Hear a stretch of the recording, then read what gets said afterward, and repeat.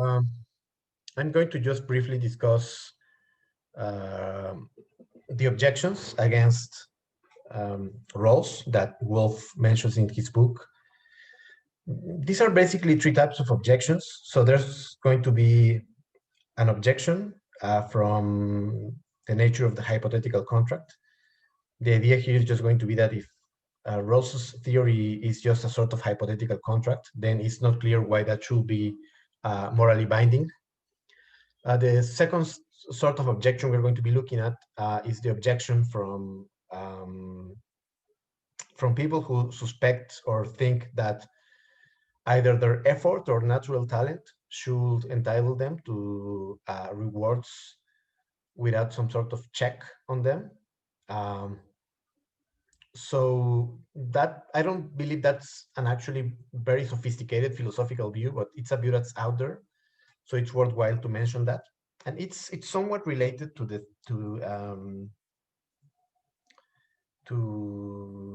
third objection, which we're going to be discussing. And that objection is Nozick's objection to Rawls. Nozick was also another Harvard philosopher, younger than Rawls, a man, a philosopher possessed of really just an extraordinary intellect. Even though his views were very on the issues of political philosophy were and still are somewhat unpopular among philosophers. He's still widely read because of his very sharp intellect and very deep insights on some of these issues. And here I'm just going to just sketch his argument, his Wilt Chamberlain argument against Rawls. The reason for that is that we're going to be looking at Nozick in a couple of weeks. So we're going to be going through his argument in more detail at that point.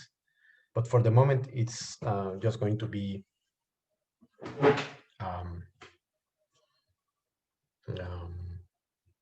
a brief sketch of the argument.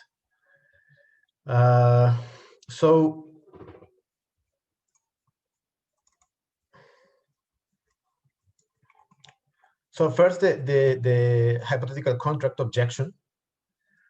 So you should remember that one of the things that I mentioned the other day was that one of the things that philosophers who are working on ethics do is they have some view about what the good consists in or what we ought to do. We often employ the words like should or ought to talk about moral duties that we might have, or just duties in general. For example, even duties of reason, where for a duty of reason, I'm just going to understand the idea that sometimes we are given our interests or given our goals, then in order for us to accomplish those goals, we must do certain things. Otherwise, and these things that we have to do, these are necessary conditions for us to obtain those things, for example, right? So, for example, suppose that I want to go from my home to the store in order to get food. There's not home delivery or anything like that. So in order for me to achieve my goal of getting food, then it is a necessary condition for me to get out of bed. Seems simple enough, but it's a very important skill to be able to identify both necessary and sufficient conditions for something to be the case.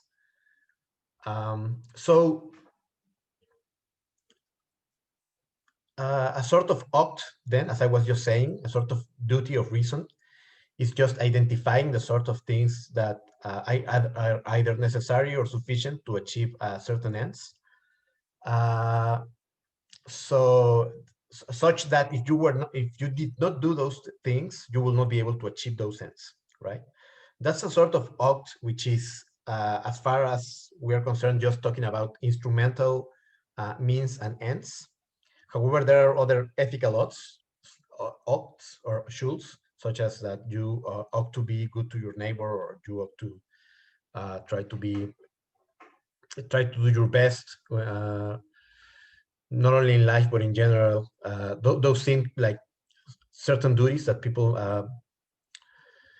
either have imposed on themselves, or they themselves impose upon themselves. So, and those have ethical content. However, one of the things that philosophers often try to do is show how, if we have certain conception of the good, we can, from that conception of the good, argue that we ought to do certain things or follow some principles, or conversely, that, for example, we might have some intuitions about what a good world might look like.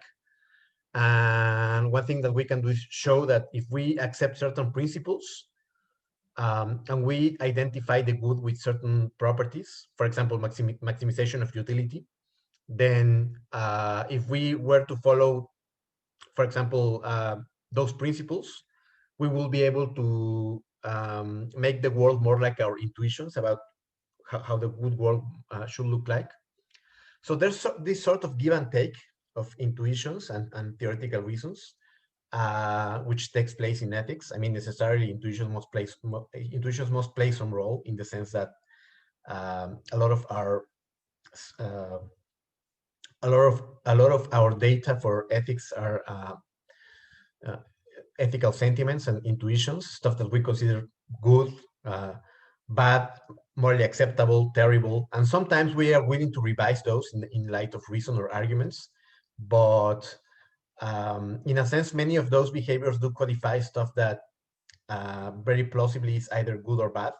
So, for example, theft seems to be a clear case of something that is bad on most occasions. Whereas altruism seems to be good in general if you're taking care of others and everyone is taking care of everyone else.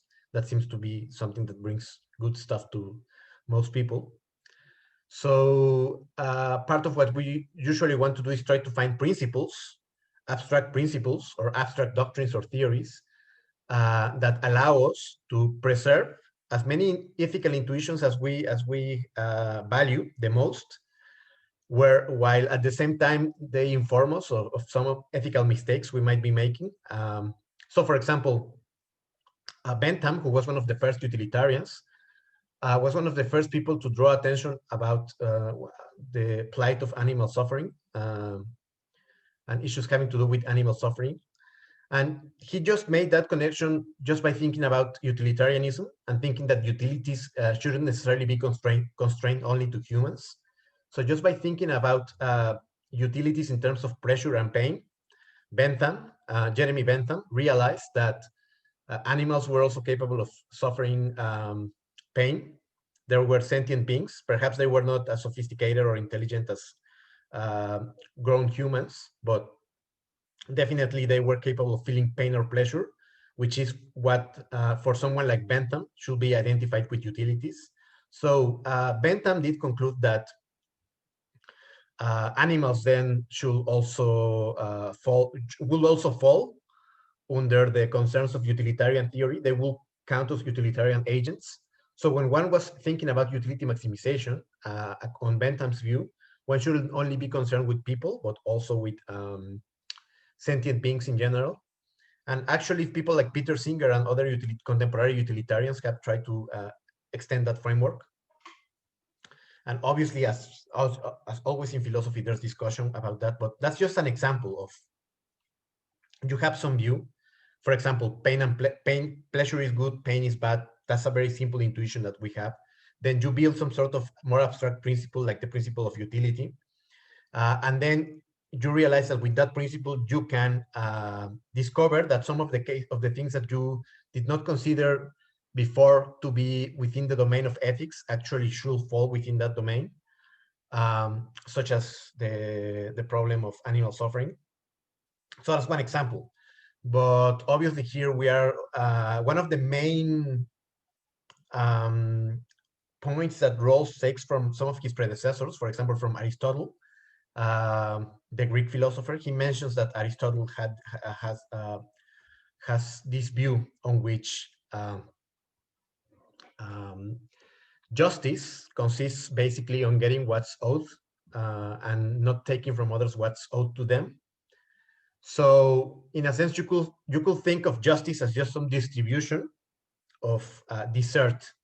So, and desert is this technical concept which is supposed to mean what people deserve ethically, what people deserve morally, right? So the idea will be that on this conception, on the Aristotelian conception, there will be something that people are owed, what they deserve, and then justice is going to just to be that state in which people get what they are owed, what they deserve, and where other people also get what they are owed, and no one is taking from others what they are owed.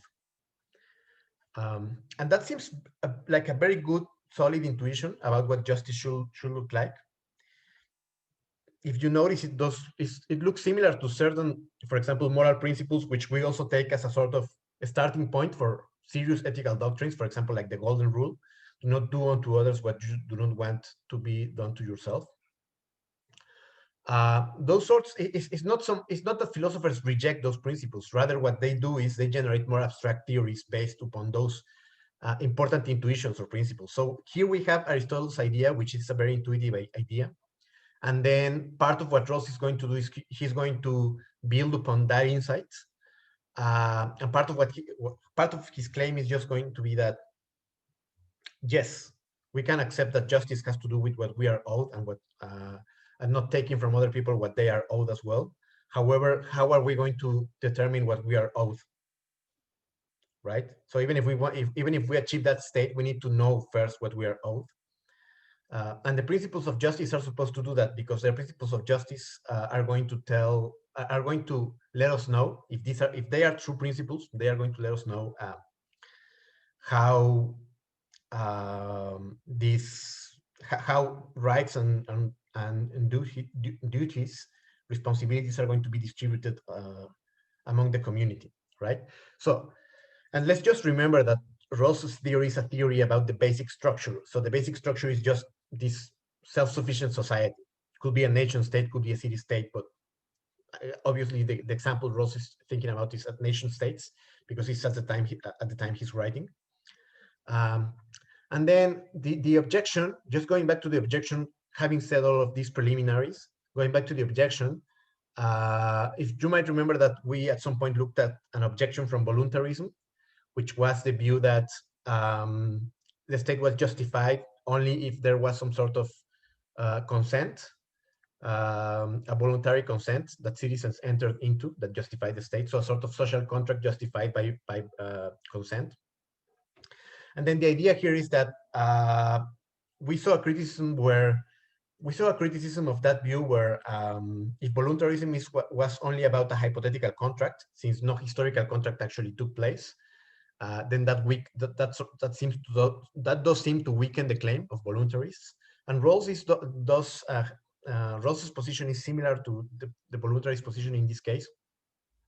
However, he does claim that even though his contract is not a historical social contract, it still is morally binding, right? And then how does he argue for that? Well, I think I have all the elements now. And then just remember that we just mentioned Aristotle's idea about what's owed. And we also need to determine, so we need to fulfill that principle about getting to people what is owed by them and not taking anything from that is owed to them. Also, because in the original position there's fairness given the veil of ignorance. So no one knows their position, their status in society, their wealth, their gender, their race. So they are in a fair position when they are looking at the contract for the principles of justice that are going to rule their society. So given that they are in a situation of fairness, and given then then given that they need to satisfy this principle about what's owed as well, and given that they also have, as mentioned before, certain thin conception of the good and certain abstract capacities for abstract reasoning. So for example, they are rational beings. They are rational, they are able to do rational calculations. So taking all of that into account, plus what I just mentioned earlier about our rational duties, for example, that if I need food from the store, I need to get out of bed. That seems to be something required by reason. So part of what Rawls is saying here is that it is required by reason. If anyone has any sort of self-interest in the original position, it will be required by reason that they accept his principles of justice. I mean, obviously, that's a separate argument, the argument for why that's required by reason. But if that's required by reason, and given that once we have those principles of justice, that's going to allow us to, which are just required by reason, given all these conditions, which are reasonable, that's going to allow us to distribute what's owed. Then that seems to be how you connect this claim about the hypothetical contract with this ethical ought here, right? So this ethical ought seems to be based on the idea that just pure reason and fairness and this intuitive notion of duty, all of these are going to lead people in the original position to accept those principles of justice. But then these are the things that are really mandated by reason and a desire to fulfill this principle of this intuitive principle of justice, of the very general principle of what justice should be about.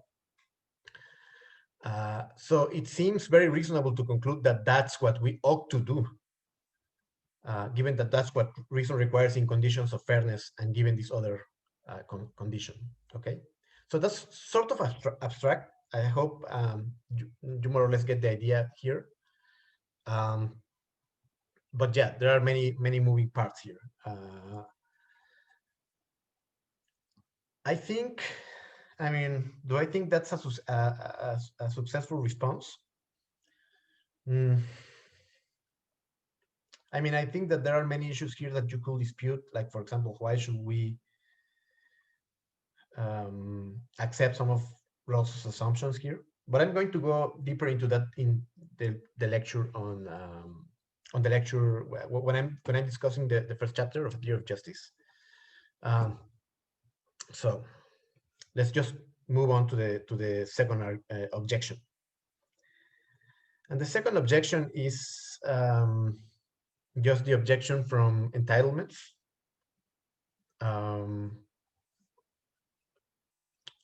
Natural talent.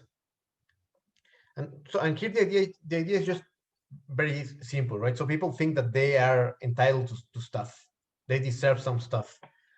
If they put some effort into it, if they have the natural ability, some people think that they really are entitled to that stuff. I mean, since they are using these gifts and usually they are producing some sort of welfare for society, why shouldn't they be entitled to it? And then you could make the response in two steps. The first step is to notice that Rawls does recognize that people who are contributing to society above a certain threshold. So, for example, people who are helping those worse off to be less worse off, if they, whenever we have inequalities and these people are working in a sense to benefit the whole of society, given those incentives. If that's the case, then if these people are actually making things better off for the worse off, then the principles of justice are going to allow them some sort of reward, even at the cost of inequality. So that's just a difference principle. Rawls is going to agree with that. But maybe these people want to make stronger claims. Maybe they want to say, no, but I don't really see why I should give anything to the worse off. But then, I mean, one of the assumptions is that society is a cooperative venture, so there's some sort of reciprocity. And I mean, obviously, in this case, we're accepting the idea that there's a state and there's a central authority which maybe has a monopoly on violence, certain power to make the laws. There's not the notion of political obligation. So we accept that. But even for the anarchist doesn't. Anarchist. It's not that anarchists do not want to live in society. What they want is just to get rid of a coercive government, and they want a sort of entirely voluntarist associations, which seems a little bit far-fetched. But even the voluntarist recognizes the value of society, right? I mean, societies, just to give an example, society, one of the things that society does is it distributes risk. So for example, anyone can get sick, anyone can suffer injury, anyone can one day not be able to get food or something like that. And one of the things that society does is that when people are in bad situations, they usually look after them. Whereas if they were on their own, they wouldn't last more than a couple days. So that's one thing, the distribution of risk, but also the stuff that we have been discussing since Hobbes, protection, the enforcement of contracts, all the stuff that has to do with business really is enhanced by the existence of society and the fact that you can enforce contracts. So it is a comparative venture. Even the very well-to-do, the wealthy benefit massively from being in society, obviously, where they can do patent their inventions or whatever they're investing in, etc. Right? Where if people want their product, then they can make a very large amount of money, thanks to the fact that we have contracts protecting private property and so on, right? So all of those things benefit everyone, even the very wealthy. But if that's so, then there might be some needs for some reciprocity. But then we already had the rule that if you're going to reciprocate to society, then the way to do it is by following the minimax rule. If you remember, the minimax rule is the rule which is incompatible with the expected utility rule, maximization rule. So instead of saying maximize utility, when you decide to accept inequalities, maximize utility, has to do with the difference principle. Instead of saying that, what it says is, okay, if you're going to accept inequalities, at least maximize the minimum, maximize the situation for the worse off, because you might end up there. You don't know, in your original positions, you don't know where you're going to end up. You might end up being one of the worse off. Since it's the only time you can play the game, seems like a massive risk to take to not ensure that the worse off are doing as best as they can. So, so in summary, it seems like this objection that people are entitled, on the one hand, if it's a weak objection that they are entitled to more than others, that's consistent with the difference principle and with what Rawls is saying. If they are helping society, if they are actually helping society protect the worse off. But if the claim is stronger than that, then Rawls also has a response, which is, well, you're also getting something from society. But if you reciprocate, then I already have a separate argument that you should reciprocate, you following the minimax rule. So maybe they could keep pressing the point, but in that case, they will that will be a separate argument. They will need to put forward an objection to the minimax rule. Okay.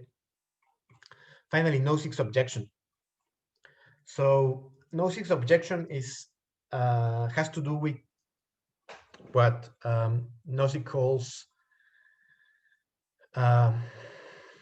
well, first, before mentioning that, it should be said that the key idea here is that there's going to be some conflict between the principle of liberty and principles such as the principle of fair quality of opportunity and the difference principle, because these principles still interfere with economic freedom in some ways.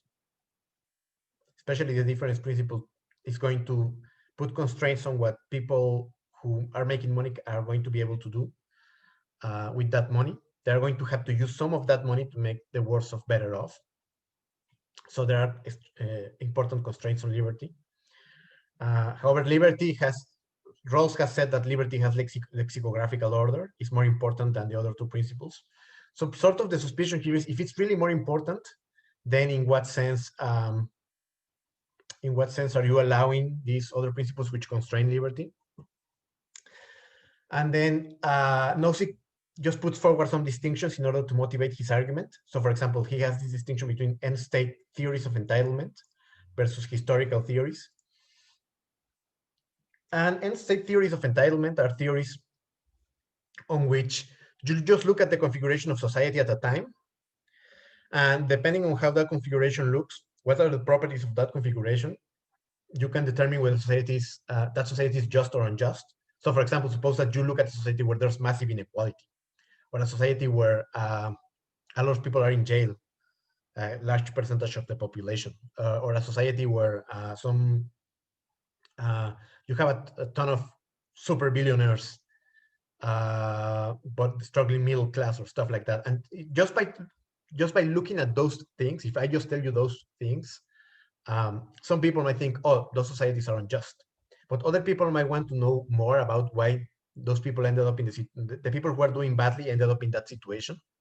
So the first case where you just look at how the society is doing at some time, and from that you determine whether it's just or unjust. That's called an end state theory of entitlement, because you're just looking at the end state, how society is looking at the end point when you're making your observation. And if it has certain properties that you consider undesirable, then you can rule it as unjust.